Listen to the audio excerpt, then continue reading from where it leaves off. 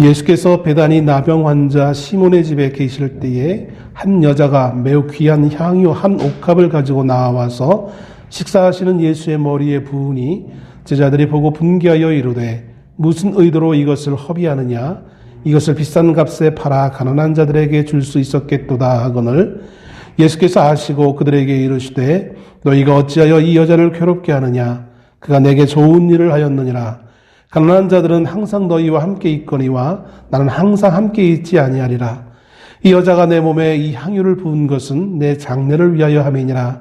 내가 진실로 너희에게 이르노니 온 천하에 어디서든지 이 복음이 전파되는 곳에서는 이 여자가 행한 일도 말하여 그를 기억하리라 하시니라. 아멘. 한 주간 동안 평안하셨습니까? 지난주에 오전 예배를 마치고 학교 후배이기도 하고 또 제가 처음 사역을 할 때 청년으로 있었던, 지금 이제 목사가 돼가지고 담임 목회를 하고 있는 후배 목사님 교회에 오후 헌신 예배 말씀을 증거차 다녀왔습니다. 간당간당하게 갔어요. 예배 시간 시작하기 3분 전인가에 들어갔어요. 모처럼 정말 큰맘 먹고 저를 초청을 했는데 예배자가 말씀을 전하는 자가 늦게 도착하면 그것도 참 큰 예의가 아니기 때문에 내가 지금 너무나 걱정을 했는데 다행스럽게도 3분 전에 사실은 더 일찍 들어가야 되겠지만 3분 전에 도착해서 말씀을 잘 증거할 수 있었습니다. 늘 다른 교회 가서 예배를 인도하다 보면 많지도 않았지만 몇 번 제 경험상 꼭 예배를 인도하든지 아니 그 교회에 행사가 있어서 예배에 참석해서 보면 늘 목회자는 그런 것 같아요. 자신의 섬기는 교회와 그 교회를 이렇게 이제 비교하는 일들이 좀 다반사인 것을 보게 되었습니다. 우리 교회야 이제 개척교회 수준이기 때문에 모든 것이 다 부러울 수밖에 없는 교회 역사가 한 40년, 50년 이상 된 교회이기 때문에 장로님들도 2분 계시고 성도는 많지는 않지만 여러 가지 것들이 잘 이제 예배의 모든 것들도 잘 진행되어지고 하는 것을 보면서 여러 가지 많은 생각을 하게 되어집니다. 물론 이제 대형 교회와는 좀 다른 좀 어설픔도 없지 않아 있을 수 있겠지만 대형 교회들이 너무나 어떤 그 시스템적으로 돌아가는 그 예배를 보다가 다른 교회에 가서 좀 익숙하지 않은 좀 실수도 좀 하고 여러 가지 조금 이제 어떻게 보면 인간적인 면이죠. 인간적 면을 보면서 오히려 큰 교회에 가서 예배를 인도하는 것보다 제 마음이 훨씬 더 편하고 좋았던 그런 느낌적 느낌이 있었던 것을 고백합니다. 언제부턴가 한국 교회가 예배를 드릴 때 사회자가, 인도자가 필요 없게 되어졌어요. 어떤 분들은 그것이 좋다라고 여기실 분이 있는지도 모르겠어요. 인도자가 찬송 몇 장 부르겠습니다. 성경 어디 찾으십시오. 이렇게 얘기 안 해요. 대형 교회들은 알아서 자막으로 다 뜨기 때문에 성도들이 성경을 찾지도 않고 찬송을 찾지도 않아도 알아서 다 사도신경 하겠습니다. 광고하겠습니다. 그런 말이 없어도 시스템적으로 다 자연스럽게 기계적으로 예배가 진행되어진 걸 봅니다. 제가 방금 말씀드린 것처럼 이 기계적이라는 것이 사람들이 보기에는 그것이 정말 절도 있고 잘 운행되고 있다라고 여길 수도 있겠지만 또 다른 측면에서는 우리가 예배가 정말 형식적인 예배로 많이 바뀌고 있는 것이 아닐까라는 생각을 하게 되어집니다. 물론 꼭 사회자가 몇 장 찬송합니다. 이렇게 사도신경 하겠습니다. 이게 하는 게 꼭 그게 진심 어린 예배다라고 말할 수는 없겠지만 다분히 우리가 어떤 그 영화관이나 어떤 뭔가에 대해 관람하는 어떤 그러한 형식으로 예배가 변질되어지는 안타까움의 현장에 우리가 있는 것이 아닐까라는 생각을 해보게 되어집니다. 제가 왜 이렇게 서두에 이런 말씀을 드리냐면 오늘 본문의 말씀도 아마 그것과 연관되어집니다.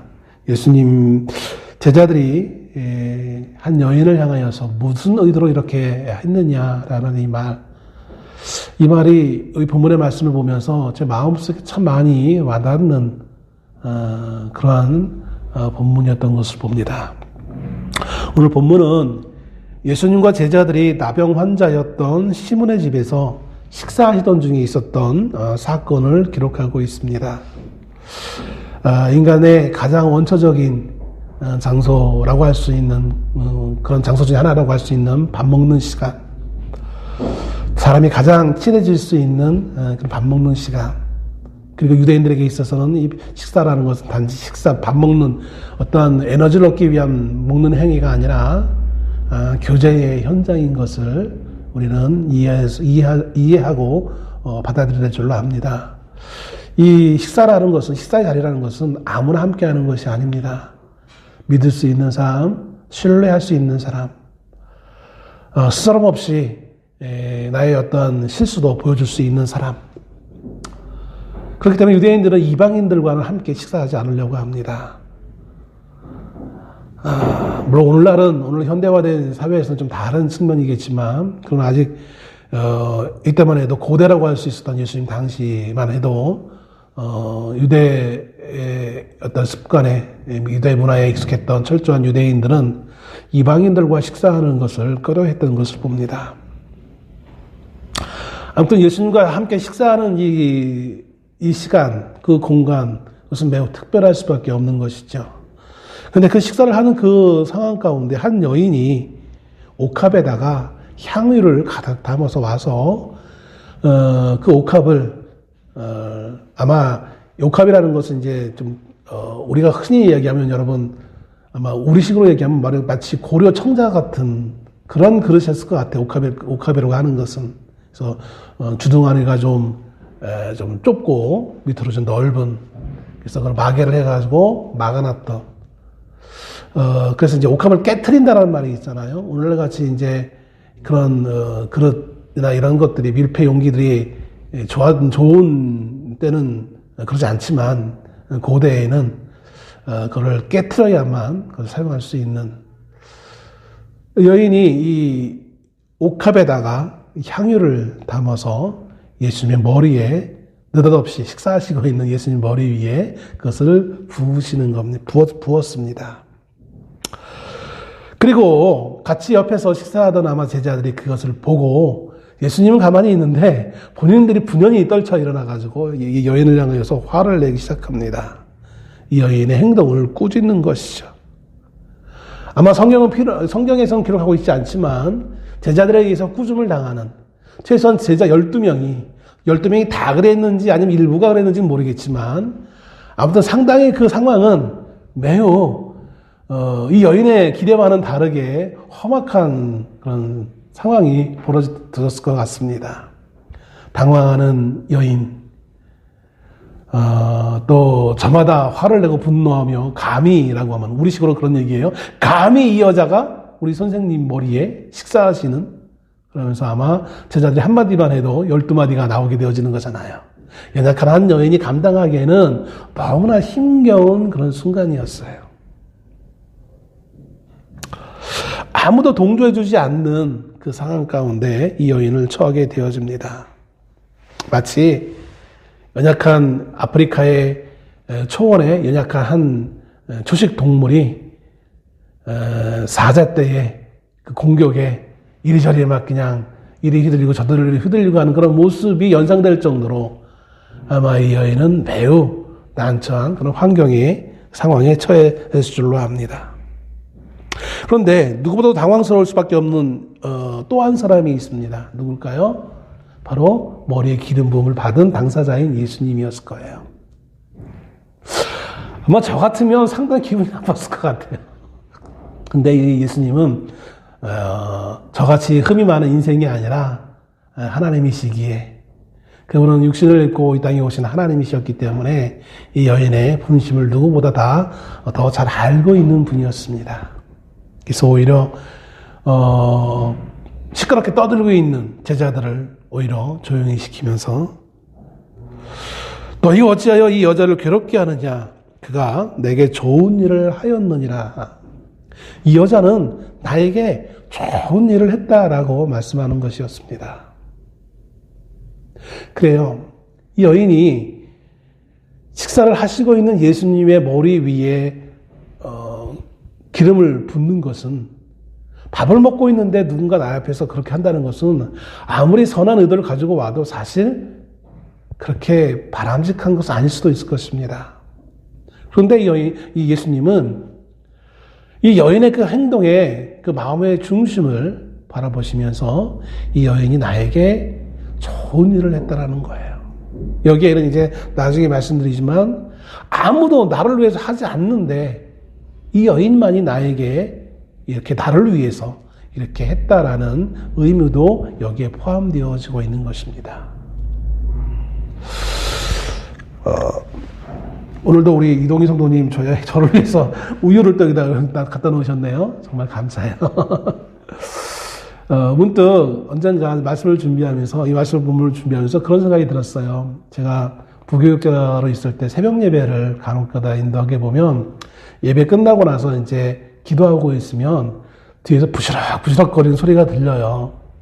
권사님, 나이 드신 권사님이 당시 이제 기도 다 끝나고 돌아가시면서 준비해 놓으셨던 그 바카스 같은 그거를 이렇게 비닐봉지에 넣어가지고 이렇게 목사님 드시라고 갖다 놓고 가는 거예요. 뭐 저는 강도사고 전도사이기 때문에 감히 이걸 건들 수는 없지만 목사님을 생각하는 그 권사님의 마음, 당신이 여유가 있는 것도 아니고 폐지 주시고 다니시면서 또 손자들에게 용돈을 받으시면서 이렇게 한 걸 가지고 절약해서 이렇게 갖다 놓으시고, 대단한 건 아니지만 비싼 건 아니지만 그거 하나에 그 권사님의 목사님을 사랑하는 마음이 이렇게 읽혀지더라고요.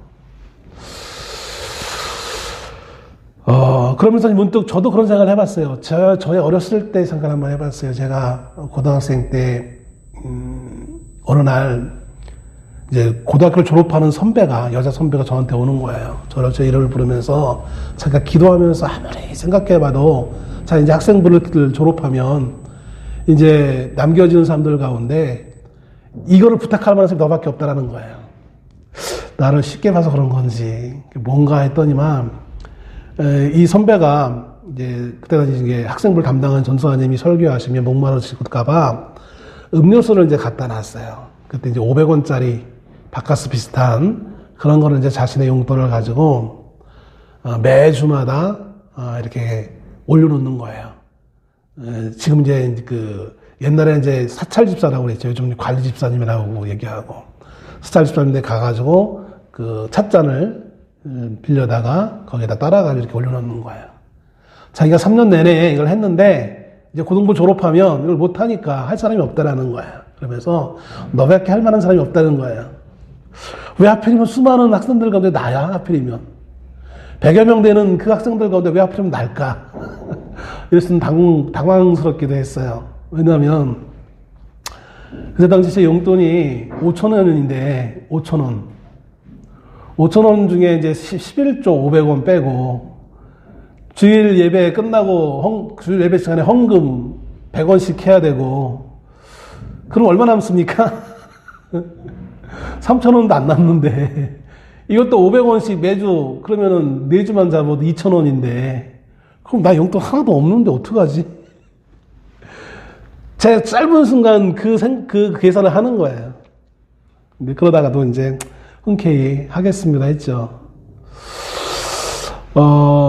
그렇게 한 1년 반 정도 하고 제가 이제 고등부를 졸업했어요. 그때는 그냥 그래, 나를 위해서 말씀 전하시는 전사님 힘드시겠지 하면서 이제 그런 마음을 가지고 순종하는 마음으로 했는데, 그것이 하나님이 보시기에는 참 좋았던 것 같아요. 그래서 많은 은혜를 주셨던 것 같고요. 그렇습니다. 하나님은 꼭 많은 것을 해서가 아니라 그 마음의 중심을 보시고, 모든 이들이 오해하고 모든 이들이 생각하지 않는 부분을 주님은 생각하시고 우리에게 응답하시는 것을 보게 되어집니다. 제자들이 이 여인을 향하여서 그렇게 비난하면서 이거 예의가 아니야, 어떻게 이럴 수 있어, 그런 시각에서 또 이렇게 하는 것은 정말 잘못된 거야 라고 하는 그들의 나름대로의 의도를 주장하고 있을 때에 예수님은 그 모든 것들을 다 뛰어넘어서 이 여인의 마음의 중심을 헤아리시는 것을 보게 되었습니다. 아마 이것은 하나님이셨기 때문에 가능한 거예요. 예수님이기 때문에 가능한 것이지 우리는 도저히 이것을 이렇게 감당할 수 없는 것입니다. 그럼에도 우리는 이 본문의 말씀을 통하여서 좀 더 믿음의 사람들이 어떤 모습으로 사건을 바라보고 살아가야 되는지 교훈을 얻기를 소원합니다. 오늘 본문의 말씀은 마가복음 14장과 요한복음 12장에도 동일한 사건을 기록해주고 있습니다. 어떤 일은 누가복음 7장에 있는 사건도 얘기하는데 누가복음 7장은 비슷한 사건인 것 같지만 장소도 다르고요, 사람도 달라요. 그래서 똑같이 기름을 붓는 거지만 누가복음 7장은 다른 사건으로 여러분이 이해하시면 되겠고요. 마가복음 14장과 요한복음 12장은 오늘 마태복음 26장에 있는 사건을 동일하게 기록한 겁니다. 다만 약간 시각의 차이가 있는 것을 보게 되어서요. 예를 들자면 요한복음 12장에 예수님이 이 사건을 언제 있었느냐라고 우리가 추론해 볼 때에 요한복음 12장 1절에 예수님이 6월절 엿새 전에 베다니에 도착하셨다라고 하면서 기록이 시작하고 있어요. 그리고 나서 3절인가부터 이제 이 본문에 대한 사건을 쭉 기록해 주고 있어요. 그래서 많은 어떤 주석가들은 이 사건이 6월절 엿새 전에 있었던 사건으로서 주석하는 사람들도 간혹가다 있어요. 근데 그것은 이제 그러면서 이제 그럼 반면 마태복음은 언제 일어난 사건으로 추론해 볼 수 있느냐? 이거는 예수님이 6월절 전에 우리가 이제 다음 주가 되면 우리가 종려주일을 맞이하잖아요. 예수님이 이제 십자가를 지시기 위해 예루살렘에 들어오신 그 날을 기념하는 종려주일입니다. 마태복음은 종려주일 지나고 나서 이제 며칠 지나고 나서 그 고난주간쯤에 있었던 사건으로 마태복음을 이해할 수밖에 없는 그런 기록의 순서상 그렇게 되어지고 있는 것을 봅니다. 그러면 어떤 게 맞느냐라고 이렇게 당연히 이렇게 이제 궁금하게 되어지겠죠. 요한복음은 고난주간 전에 그러니까 종려주일 전에 일어난 걸로 해석할 수 있는 어떤 요지가 있다면 마태복음은 고난주간에 일어난 것이니까 그럼 서로 기록이 잘못된 거 아니냐라고 이야기할 수 있다는 것이죠. 그런데 요한복음에 있는 것은 사실 사건 순서상 기록한 본문이 아니에요. 그러니까 마태복음은 순서대로 일어난 사건을 순서대로 기록하는 경향이 짙어요. 반면에 요한복음은 사건 중심이 아니라 예수님의 교훈 중심이에요.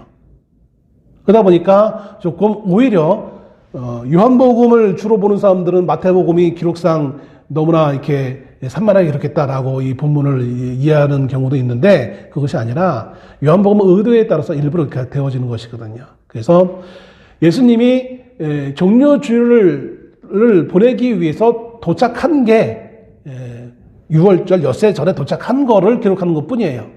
그리고 나서 이어진 사실 그리고 나서 며칠 있다가 일이 일어났다라고 기록해야 되는데 그런 거는 별 관심이 없었기 때문에 요한복음에서는 그냥 마치 이어진 사건, 이 사건이 6월절 엿새 전에 도착한 그것과 어울려서 이어져서 일어난 사건처럼 이해하기 쉽게 그렇게 기록되어져 있는 거예요. 그러나 다만 예수님이 베단에 처음 도착한 시간이 엿새 전이었을 뿐인 것이고 사건은 그날이라는 것은 아니었어요. 예수님이 종려주일날 예루살렘에 입성을 하십니다.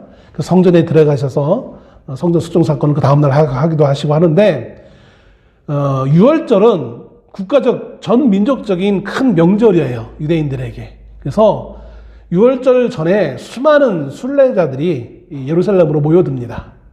가깝게는 예루살렘 근방, 인근방, 또 멀리는 이스라엘의 그 변두리 지역, 더 멀리는 외국에서도 6월절을 지키기 위해 수많은 순례자들이 예루살렘으로 옵니다. 그러다 보면 반드시 일어나는 문제가 있습니다. 뭘까요? 숙박의 문제예요. 그래서 예수님이 태어나신 때도 6월절 명절을 앞둔 그런 때였기 때문에 유월절에는 그 호적하기 위해서 그런 다른 거네요. 죄송합니다. 이 예수님이 유월절 명절에 그 예루살렘 안에 숙박하기보다는 바깥에서 보내셨어요. 낮에는 예루살렘 성 안에서 들어가셔서 사역을 하셨고, 그 다음에 저녁 때 되면 다시 베다니로 오셔서 거기서 쉬고, 이런 식으로 반복적으로 일주일 동안 하셨던 것을 보게 되어집니다. 잡히시기 때까지. 그래서 오늘 본문도 예수님이 여기 베다니 나병 환자 시몬의 집에 계실 때라고 했는데, 고난주간 가운데 보면 여러분이 이제 예수님 월요일 날 무슨 일을 하셨고, 둘째 날 화요일 날 무슨 일을 하셨고, 이렇게 여러분이 배우실 때, 수요일 날 정도에는 아무것도 없어요. 예수님이 쉬었다라고도 보통 그래서 얘기해요. 그런데 많은 학자들이 그 쉬었다라는 그날에 아무것도 안 한 게 아니라, 오늘 본문에 있는 이 사건이 있었던 걸로 추론하고 있습니다. 보편적으로. 그래서 이날 베다니에서 식사하신 이것이 단지 식사하는 걸 의미하는 것이 아니라 이날 예수님이 이 집에서 쉬고 있었던 걸로, 수요일 날 쉬고 있던 걸로 많이 이야기를 합니다. 그래서 이 사건은 이 고난주간 수요일쯤에 있었던 사건으로 이해해 볼 수 있어요. 그래서 이것이 꼭 언제 일어났느냐가 중요하지 않기 때문에 요한복음과 마태복음에는 이런 기록상의 차이가 있는 것을 보게 되어집니다. 또 마가복음이나 요한복음에는 이 여인의, 특히 요한복음에는 여인이 누구인지를 정확하게 그 이름을 얘기해요. 오늘 본문에는 베다니에 있는 나병 환자 시몬이라고 기록하고 있는데, 이 시몬이라는 이름 자체는 매우 흔한 이름이에요. 성경에 보면 시몬이라는 이름을 가지고 나온 사람들이 너무나 많아요. 베드로도 시몬 베드로잖아요. 그래서 시몬 하면 이거 도대체가 누군지 몰라요. 그런데 다만 이제 나병 환자였기 때문에, 베다니에 있었던 나병 환자이기 때문에 대충 사건을 아는 사람들은 이해할 수 있겠지만, 아무튼 이 마태복음에는 이게 사람의 이름을 직접적으로 언급하는 것을 좀 피하고, 이 행위 자체에 초점을 맞추지 사람이나 어떤 값어치가 있는지에 대한 그런 거에 대해서 별로 이렇게 관심을 가지지 않아요. 반면에 요한복음 같은 경우에는 뚜렷이 그 사람에 대한 이름을 기록해주고 있죠. 그래서 그 사람이 바로 나사로, 죽었다 살아났던 나사로. 근데 그 사람은 나병 환자였기도 한, 참 이 사람은 파란만장한 삶을 살았던 것 같아요. 나병도 걸려보고 또 죽었다가 살아나기도 하고, 그다음에 그 나사로의 누이 동생이었던 마르다와 마리아가 있었는데, 그 중에 마리아가 이것을 부은 여인일 것이다 라고 요한복음에서는 분명하게 보여주고 있는 것을 보게 되었습니다. 그러나 마태복음에서는 그 여자가 꼭 마리아라는 걸 밝힐 필요가 없었어요. 여기에는 이제 학자들마다 왜 그랬을까라고 이제 서로 연구하면서 나름 타당한 이유를 몇 가지를 얘기를 합니다. 첫째는 우리 흔히 말하는 남전여비 사상. 유대인들도 우리 조선시대 그 성리학자들만큼이나 여자들에 대해서 매우 조금 낮춰봤다라는 것이죠. 그래서 성경에 보면 여자들 술을 세는데 여자들의 술은 세지 않아요. 하나님이 여자들을 미워해서가 아니라 유대 문화가 그렇기 때문에 그 유대 문화를 존중해서 그들이 하는 방식대로 하는 그대로 표현하도록 놔뒀을 뿐인 것이에요. 하나님이 여인들을 무시했던 것은 결코 아닙니다. 여권 운동 하시는 분들이 또 그걸 가지고 괜히 또 이상하게 한동안 말했던 분들이 많았던 것을 봅니다. 그러니까 그 여인이었기 때문에 의도적으로 이 여인의 이름을 누락시켰다라고 이렇게 보는 분도 있어요. 그런 삐딱한 시각으로. 근데 그거보다는 요한복음에 보면 이 사건 이후에 뭐라고 기록하고 있느냐면, 예수님을 유대인들이 죽이려고, 이제 바리새인들이겠죠. 바리새인들 죽이려고 모의를 할 때에 예수님만 죽이지 말고 이 나사로도 같이 죽이자라는 모의를 함께 해요. 왜냐하면 예수님을 증거하는데 가장 산 증거 역할을 하는 사람이 나사로였어요. 왜요? 나사로는 죽었다가 다시 살아났잖아요. 이건 정말 어떻게 손바닥으로 하늘을 가린다고 하죠. 아무리 가리려고 해도 가릴 수가 없는 거예요. 너무나 당연한 드러난 사건이기 때문에 예수님만 죽여서는 소용없고 이 나사로도 좀 어떻게 좀 해야, 예수님이 보니까 살아생전에 보면 나는 하나님의 아들이다, 그리고 죽었다가 다시 살아난다 이런 말 했다는데, 그 증거가 바로 나사로다라고 하면 이게 참 대처하기 힘드니까 나사로 죽이자라고 모의를 하는 기록이 요한복음에 기록되어 있습니다. 요한복음 기록은 마태복음보다 훨씬 후대 일이기 때문에 마태복음은 그렇기 때문에 아직 이 마태복음을 기록할 당시에 아마 관계자들이 나사로나 마르다나 마리아가 살아있지 않았을까. 나이는 먹었지만. 그래서 20년, 예수님이 죽으신 지 20년 안쪽이니까 여전히 살아있을 것이다 라고 생각되어집니다. 그래서 의도적으로 마태복음을 기록할 때에 물론 눈 가리고 아웅일 수는 있겠지만 그래도 이 사람들의 이름이 언급되어지는 것을 좀 지양하는 어떤 방향으로, 그래서 그냥 시몬이라고 얘기하고 특별히 마리아 같은 경우는 아예 언급하지 않는 그런 의도로서 기록한 것이다 라고 보는 경향들이 있는 것을 보게 되었습니다. 그리고 또 한 가지는 더 추가적으로 제가 묵상하면서 느낀 것은 또 뭐냐면 중요한 것은 여인이 아니에요. 이 여인의 이름이 중요한 게 아니에요. 좀 전에 말씀드렸지만 이 여인의 행위가 중요한 거예요. 뭘 말씀드리고 하냐면 우리는 자꾸 사람에게 초점을 맞춰줘요. 누가 이렇게 했대. 누가 그렇게 했대. 그래서 그 행위가 조명받는 게 아니라 그 옳은 일이 조명받는 게 아니라 사람이 조명받게 되어지고 사람이 높아지게 되어지고 사람이 자꾸 사람들에게 이름에 오르내리는 그런 경향들이 많아진다는 것이죠. 성경은 바로 그 모습을 매우 꺼려야 합니다. 이름이 사람들의 입에 오르내려야 될 것은 오로지 하나님이에요. 하나님의 말씀이에요. 우리는 자꾸 사람들의 들목이 근단 말이에요. 어떤 목사님이 그런 일을 했대. 그럼 그 목사님이 자꾸 위대해지는 거예요.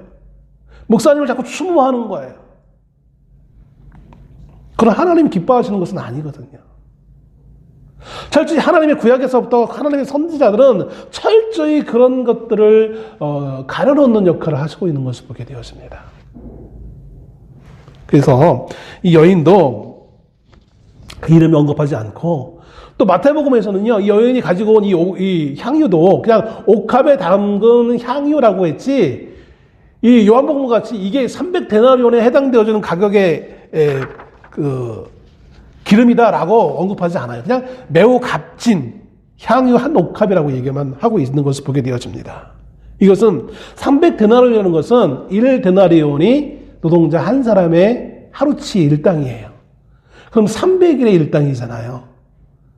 그럼 300일의 일당이면 뭐 10만 원씩만 잡아도 3천만 원, 웬만한 사람들의 연봉이 되어진단 말이에요.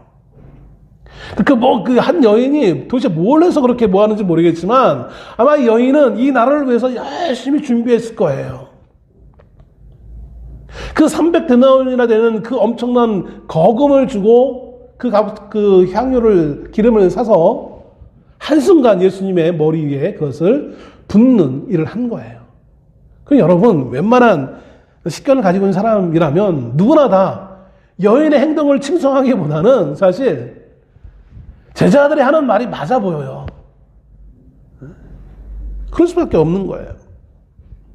그래서 오늘 마태복음 본문에는 이 여인이 가지고 온 이 향유에 대해서 매우 귀한 향유라고만 하는 것은 사실 그 향유 자체가, 그래서 많은 설교자들이, 주석가들이 이 본문의 말씀을 얘기하면서 이게 얼마나 귀한 것인지 하면서 이 나드라고 하면서 이게 뭐 왕시대에 쓰는 것이고 뭐 이렇게 막 하면서 그 값어치를 막 얘기를 해요. 근데 그건 중요한 게 아니고 그건 옆에 말들인 것이고, 중요한 것은 이 매우 귀하다라는 이것은 향유 자체가 귀하다는 것을 의미하기도 하지만, 그러나 이 본문의 말씀에 숨겨져 있는 의미는 뭐냐면 이 귀함이 향유 자체에도 있는 것이지만 그 가로치 거기에 뭐가 있느냐면 이 여인의 행동의 귀함을 표현해주고 있는 상징적인 단어라고 이해해 볼 수 있다는 사실인 거예요. 우리의 관심은 이 향유가 그렇게 귀하대라고 관심을 가질 수밖에 없는 상황이에요. 제자들도 마찬가지였어요. 그런데 예수님은 어떤 것의 귀함을 읽으셨냐면 이 여인의 행동의 귀함의 가치를 바라보고 있다는 사실인 것이죠.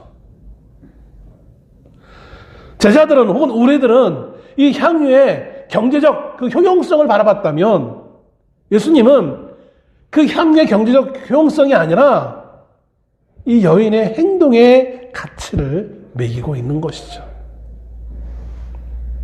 그러면 여인은 왜 이 귀한 행동을 하고 있는 걸까요? 왜 제자들에게 이렇게 비난을 받으면서까지 이런 행동을 하고 있는 걸까요? 이 여인의 이 행동의 의미를 찾기에 앞서 먼저 제자들의 행동을 제자들의 행동의 의미를 우리가 먼저 생각해 볼 줄로 합니다. 즉, 제자들은 이 여인의 행동을 어떤 시선으로 바라보았느냐라는 것이죠. 오늘 8절 말씀에 제자들이 보고 분개하여 이르되 무슨 의도로 이것을 허비하였느냐. 제자들은 먼저 여인 행동을 보고 분노했어요. 화를 냈어요. 그리고 나서 여인에게 말을 하기를 왜 이것을 허비했느냐? 다른 말로 표현하면 낭비했느냐라고 말하고 있다는 사실인 것이죠. 보통 사람들이 화를 낼 때 우리는 어떤 때 화를 내십니까? 여러분 어떤 때 화를 내시나요? 아마 내가 의도하는 것과 다른 현상이 일어났을 때 우리는 보편적으로 화를 냅니다. 내가 기대하는 결과와 다른 결과가 일어났을 때 우리는 화를 내게 되어지는 것이죠. 사실 제자들이 화를 낸 것은 오늘 본문에서만 있었던 것은 아니에요. 복음서를 보면 제자들이 화를 내는 부분이 여러 번 나오는데 그 중에 대표적인 것은 두로라는 지방에서 가나안 이방 여인이 예수님 앞에 왔을 때 화를 냅니다. 사람들이 어린아이를 예수님 앞에 데리고 왔을 때 화를 내요. 또 요한과 야고보의 어머니 어머니가 예수님에게 가서 어떤 제안을 했을 때 그것을 듣고 다른 제자들이 화를 내기도 합니다. 나타난 현상들이 자기들이 생각하는 것과 달랐을 때 제자들은 화를 내고 있는 것이죠. 그러면 제자들은 과연 이 여인의 행동 이전에 무엇을 기대했을까요? 여인이 행동을 보고 그런 행동이 아닌 다른 무언가로 했으면 좋을 것이다 라는 기대를 했다는 얘기인 거예요. 단지 버르장머리 없이 식사하시는데 어른이 식사하시는데 이렇게 했어 이런 차원의 문제가 아니라 그렇게 생각하실 분들도 있잖아요.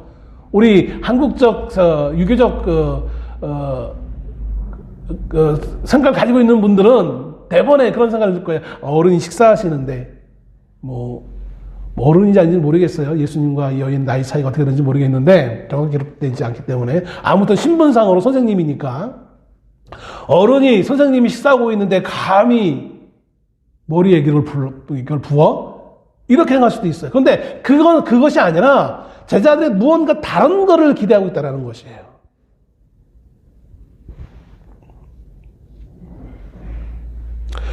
그건 뭘까요? 그건 9절 말씀에 나와 있습니다.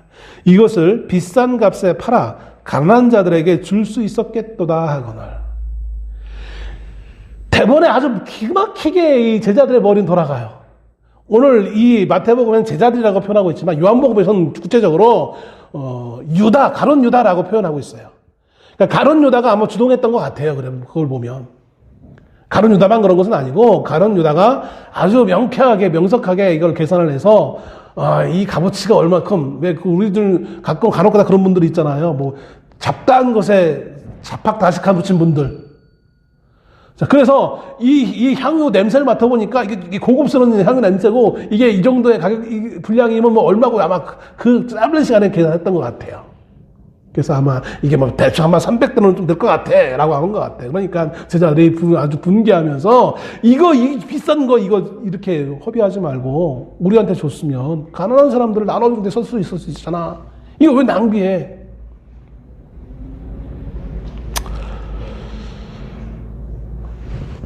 여기에 제자들의 이 말하는 것은 얼뜻 비견 보기에는 올바른 의견인 것 같이 보입니다.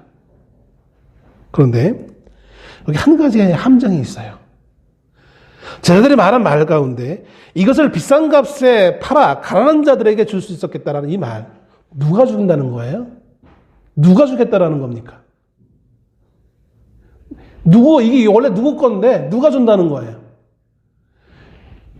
이 향유의 주인은 원래 누구 거였어요? 여인이 거였어요. 여인이 어떻게 준비한지 모르겠지만 아무튼 여인이 열심히 준비한 거예요. 부조리를 해가지고 한 건 아니고 땅 투기해서 한 건 아니겠죠. 아마 예수님은 그랬으면 아마 기뻐 받으시지 않았을 것 같아요. 아무튼 열심히 준비한 거예요. 근데 지금 제자들의 생각은 이거를 우리에게 줬으면 우리에게 오는 순간 이건 누구의 것이 됩니까? 자기들 것이 되는 거예요. 예수님 것도 아니고 자기들 거예요. 자기들이 주도적으로 이것을 가지고 가난한 자들에게 선을 베풀 수 있는 거예요. 이게 함정이에요. 제자들은 이미 경험이 있어요. 넓은 들에 배고파하는 사람들을 예수님이 축사하시고 야 이거 띄워줘 하니까 우와 물고기 2마리 보리떡 5개로 사람을 먹이는데 뭐 끝도 없이 이게 나와. 사람들이 놀라워하면서 그걸 받으면서 어땠을까요? 예수님 직접 주지 않았어요. 예수님은 기도하시고 제자들로 하여금 나눠주라고 했거든요. 제자들 그걸 주면서 사람들에게 주면서 어떤 마음으로 줬을까요? 처음에는 그들도 얼떨떨 하면서 줬을 거예요. 그런데 하다가 보니까 어떤 현상이 일어나겠습니까? 사람들이 그걸 받으면서 누구에게 감사했겠습니까? 당연히 예수님에게도 감사했겠지만 그걸 직접 떼어주는 그 제자들을 향하여 사람들이 얼마나 많이 공대하면서 받았겠어요. 그게 인지상정이잖아요. 나에게 먹을 걸 주는데. 그게 그 경험이 제자들로 하여금 잊을 수 없는 거예요. 비단 그것만이 그렇겠습니까? 예수님과 함께 하면서 이런 비슷한 일들은 많이 일어났을 거예요. 그럴 때마다 사람들은 제자들을 얼마나 높이는지 몰라요. 위대한 선생님의 제자들, 위대한 사람을 함께하는 사람들, 나도 모르게 으쓱해질 수밖에 없는 거예요. 그게 경험이 누적되어진 거예요. 이 사역은 예수님의 사역이에요. 예수님이 우리를 위해 이 땅에 오신 그 사역의 한 부분이에요. 어느 순간 제자들은 이 사역이 주님의 사역이 아니라 내 사역이 된 거예요. 내 것이 되어져 버렸어요. 내가 주인공이 되어지는 거예요. 흔히 말을 하죠. 주인의식을 가져라. 주인처럼 행동하는 것. 좋아요. 근데 주인의식을 가진다는 것은 주인처럼 하는 것이지 주인은 아니에요. 근데 어느 순간 주인이 되어져 버리는 거예요. 주인의 마음은 헤아리지 않고 내가 주인이 돼서 내가 하는 걸로 착각하는 일이 일어나게 되어진다는 것이죠. 내가 판단하고 내가 나누어주고 내가 사람들로부터 존경을 받고 한국 교회 성도들이 이런 모습으로 변질되어 가는 상황 가운데 있지 않은가 우리는 조심스럽게 생각해봐야 될 줄로 압니다. 우리같이 가난한 개척교회 힘들지만 그런 일은 없겠지만 대형교회는 그런 일이 있을 수 있어요. 왜 한동안 대통령이 다니는 교회 사람들이 그 교회 가야 성공할 수 있어라고 해가지고 얼마나 의시되면서 하는지 몰라요. 여러분 이게 복음의 문을 가리는 겁니다. 하나님의 영광을 가리는 거예요. 제자들이 허비했다라고 하는 이 말의 원의 의미는 일말의 생산적 결과를 기대할 수 없는 완전한 낭비를 의미합니다. 아무 소용없게 낭비한 거예요. 아무 생산적 효과가 없는 거예요. 이걸 왜 이렇게 하냐는 거예요. 제자들의 보기에는 이 여인의 행동은 단지 돈으로 계산한 거였어요. 이게 얼마나 비싼 건데 왜 이렇게 낭비를 해? 이 여인이 어떤 마음으로 예수님에게 했고 이것이 예수님에게는 어떤 의미가 있는지 전혀 관심이 없어요. 이거는 바로 세상적 생각입니다. 물질적 생각으로 가득 채워져 있는 거예요. 요한복음은 그래서 가룟 유다가 저는 도적이라 이렇게 표현하고 있어요.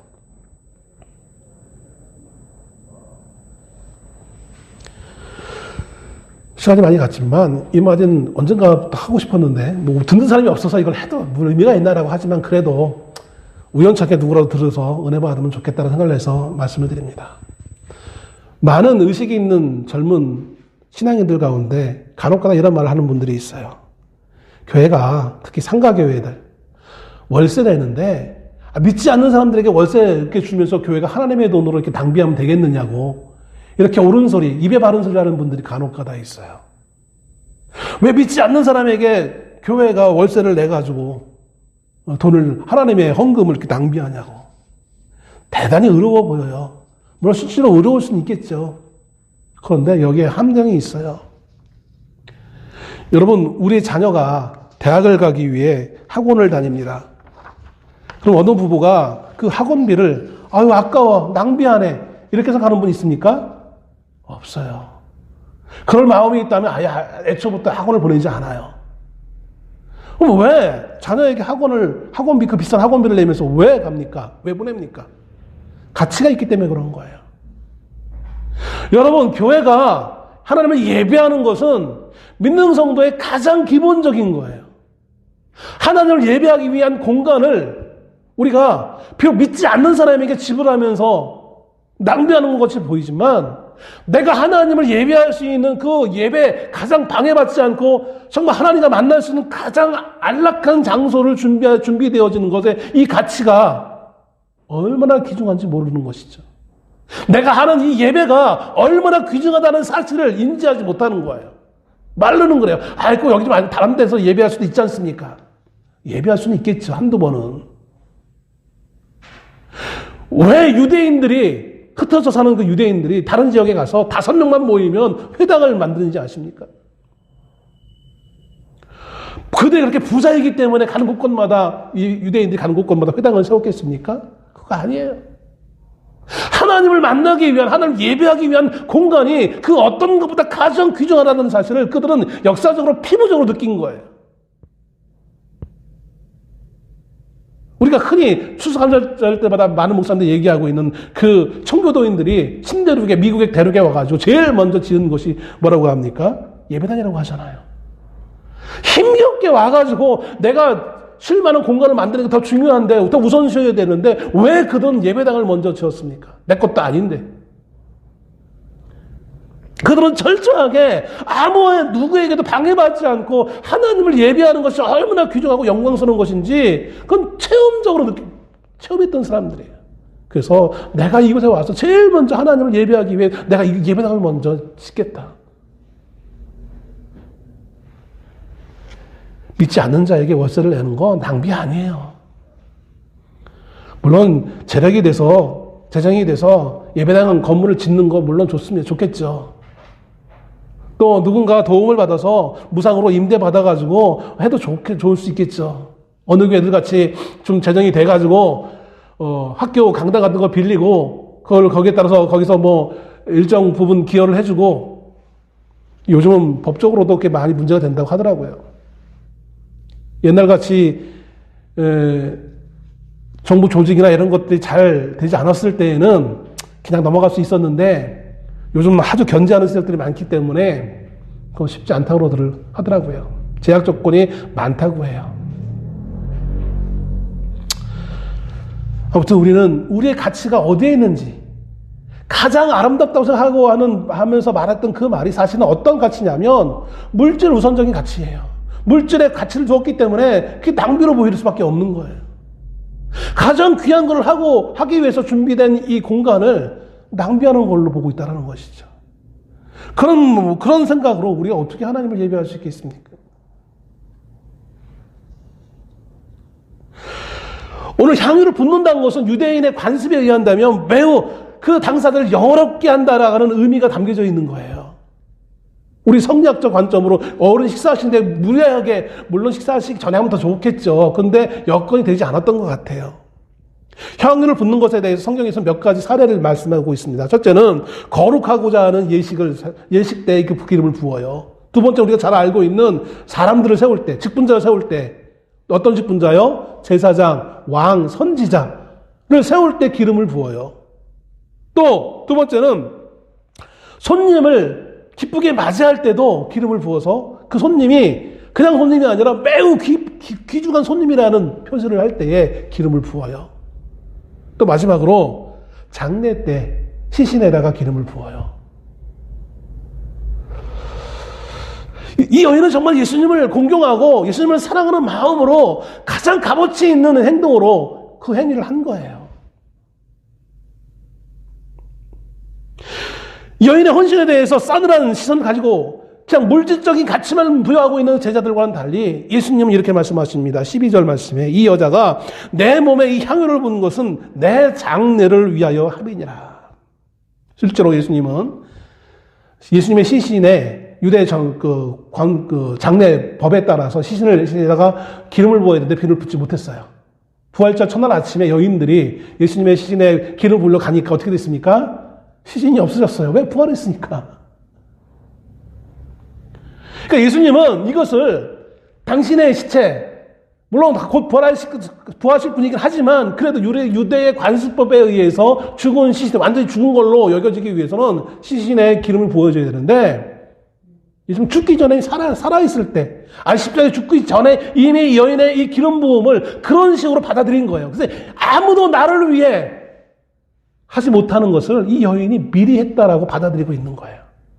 실제로 그런 건 아니지만 그러니까 여인은 그냥 공경하는 마음으로, 사랑하는 마음으로 이 예수님에게 부었을 뿐이에요. 그런데 예수님은 거기에다 어떤 의미를 부여하시냐면 나를 위해, 내 장래를 위해서 미리 했다. 어느 주석가들은 자꾸 여기에 대해서 왕권을 자꾸 들먹이고 있는데 그건 너무 앞서가는 거예요. 예수님의 기름 부음은 이미 공생애를 처음 시작하는데 예수님이 물세례 받으실 때 이미 있었어요. 성령이 기름같이 임하시는 것이. 근데 그걸 자꾸 여기다 이 사건에 자꾸 왕권을 부여하시는 분들이 있는데 그렇게 주석하시고 설교하시는 분들인데 그건 너무 앞서가는 것이고 여기는 예수님이 그렇게 의미를 얘기하셨잖아요. 내 장래를 위한 것이었다. 그래서 가장 좋은 걸 나를 위해서 해줬다라는 거예요. 여러분 시간이 많이 지나갔습니다. 이 여인의 의도는 예수님에게 가장 좋은 걸 해주고 싶은 의도로서 예수님에게 와서 기름을 부은 거예요. 유대 관습법상 귀한 손님에게 기름을 붓는 게 당연한 것이었으니까. 다만 다른 누군가에서 이것은 강요된 것도 아니고 조금 좀 값어치 있게 의미 있게 부여했어요. 예수님은 그것을 내 장래를 위한 것이라고 그렇게 의미를 받아들여 주셨고요. 물론 우리의 선한 의도가 때로는 나쁜 결과를 갖다 주면 안 되겠죠.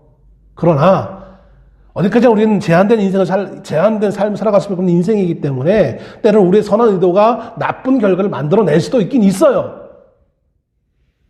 그럼에도 불구하고 우리가 중요시 여겨야 될 것은 무엇이냐면 그 의도를 우리가 어디에서 찾냐는 거예요. 우리의 삶의 모든 중심에, 우리 삶의 의도의 가장 핵심은 무엇에 있어야 되냐면 물질에 있는 것이 아니라 예수님을 우리가 어떤 마음으로, 하나님을 어떤 마음으로 대하면서 살아가느냐가 가장 중요한 것입니다. 나는 하나님을 위해서 좋은 걸로 한다라고 하지만 그러나 거기에 물질에 매여 있는, 여전히 내가 물질을 아까워하고 있고 또 사람의 눈치를 보고 있는 그 모습이라면 하나님 기뻐하시지 않는 거예요. 우리가 다른 사람의 선한 그 믿음의 행위들을 예수님의 시선으로 바라봐야 되겠지, 자꾸 우리의 시선으로, 물질적인 시선으로, 어떤 세상적, 어떤 정치적 목적을 가지고 그런 시선으로 바라본다면 그것은 제자들을, 지금 이 한 여인을 불쌍한 이 한 여인을 공격하고 있는, 비난하고 있는 어리석은 제자의 모습과 너무나 동일한 모습인 것입니다.